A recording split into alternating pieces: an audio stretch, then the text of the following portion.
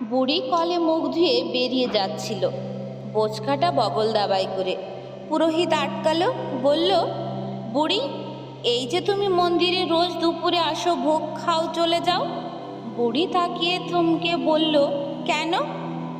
আমি তো 10 টাকা দিয়ে কুপন কাটি। অবশ্য রোজ কাটতে হয় না, একদিন এমনি এমনিও ভোগ দেয়। কিন্তু কেন জিজ্ঞাসা করছেন?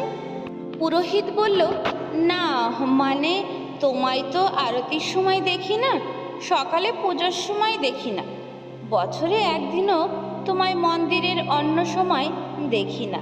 সারাদিন করো কি? বুড়ি বলল, কেন, ভিক্ষা। রাতে স্টেশনে শুই, আবার সকাল থেকে ভিক্ষা। পুরোহিত বলল, তোমার কি কিছু চাওয়ার নেই মায়ের কাছে? এই যে এত দূর দূর থেকে সব আসে মায়ের কাছে এটা সেটা চাইতে, তোমার কিচ্ছু চাওয়ার নেই? বুড়ি বলল, নেই গো। ছেলে বার করে দিল, বলল শুতে দেওয়ার জায়গা নেই, খেতে দেওয়ার ভাত নেই।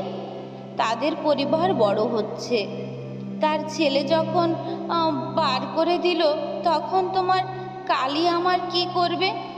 তাকে তো আমি পেটে ধরিনি রে বাবা, তার কি দায়? তবে মন্দিরে আসো কেন? মাকে বলতে, যেন ছেলেটার অমঙ্গল না করে। সেও মা তো, বুঝবে। তারও তো কেউ নেই, নইলে তোমাদের মন্দিরে পড়ে থাকে।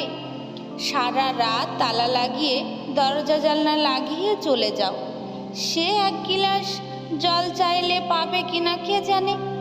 ও সব ভাগ্যই এক। দেখো না, এই দুর্গাপুজো আসছে, নর্দমার উপরে এখানে সেখানে প্যান্ডেল করে 4-5 দিন ঠায় দাঁড় করিয়ে রাখবে। কুট কাচালি করবে সব সেজে গুজে বসে, মা ঠায় দাঁড়িয়ে থাকবে। তারপর মন ভরে গেলে টান মেরে জলে ফেলে দিয়ে আসবে নাচতে নাচতে। ওর কাছে আমি আমার জন্য আর কি চাইবো বলো? আমি আসি, টাকা দিই, কুপন নিই, ভোগ খাই, আর মাকে বলি, তুই তো সব জানিস, ছেলেটার যেন অমঙ্গল না হয়, দেখিস। এই তো আসি। পুরোহিত স্তম্ভবাক। সত্যি তো মন্দিরে তালা দেওয়া এখন, পাখা লাইট নেভানো। কর্তৃপক্ষ অত টাকা নেই, লাইট বিল দিতে পারে না। বুড়ি চলে যাচ্ছে, ময়লা শাড়ি, বগলে বোচকা। চলাই না আছে কোনো তাড়া, বলাই না আছে কোনো ক্ষোভ। এত শান্তি কি করে হলো বুড়ি? বুড়ি ফিরে তাকালো, হাসলো।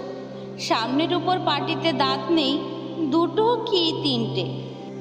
এমন নিরুদ্বেগ অমিল হাসি একমাত্র মায়েরাই হাসতে পারে, তাড়িয়ে দিলেও।